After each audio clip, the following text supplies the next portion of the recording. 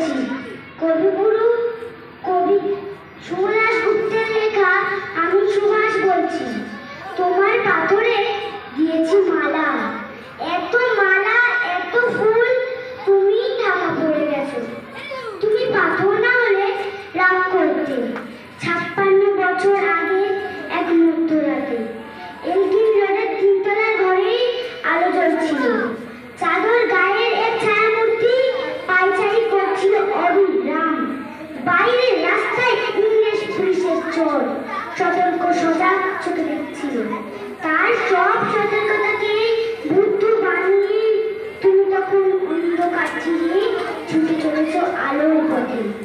দেশের মানুষ কাক পক্ষী কেউ টের পায়নি। তুমি চলে যাবার পর 56টা শীত বর্ষা গ্রীষ্ম উধাও। তুমি সেই থেকে প্রত্যেক জানুয়ারিতে পৃথিবীর এপাড়া ওপাড়া সব মাটিতে তোমার অনুষ্ঠর পায়ের ছাপ, সব রাইফেলে তোমার বুকের বারুদ, সব কুচকাওয়াজে তোমার সোনার ছন্দ। পরশ পাথরের মতন স্বাধীনতা খুঁজেছে তোমার অন্তরে লুকিয়ে থাকা খেপা। তোমার গন্তব্য ছিল স্বাধীনতা, তোমার পথ ছিল স্বাধীনতা, তোমার স্বপ্ন ছিল স্বাধীনতা, তোমার প্রেম ছিল স্বাধীনতা। তুমি রক্ত চেয়েছিলে স্বাধীনতার জন্য, তাই তুমি পাথর। যারা স্বাধীনতার আড়ালে চেয়েছিল গদি, চেয়েছিল সিংহাসন, ইংরেজের ছেড়ে দেওয়া লুটের রাজ্যপাট, তারা রইল সুখে। ভারতবর্ষের টাকায় তাদের সুখ, তোমার নয়। ভারতবর্ষের অফিসে আদালতে তাদের ছবি, তোমার নয়। ভারতবর্ষের সংবিধানে তাদের শৈশবে, তোমার নয়। ইংরেজ গরিব মানুষকে পায়ের নিচে রাখতো, আমরা বড় লোকদের মাথায় করে রেখেছি।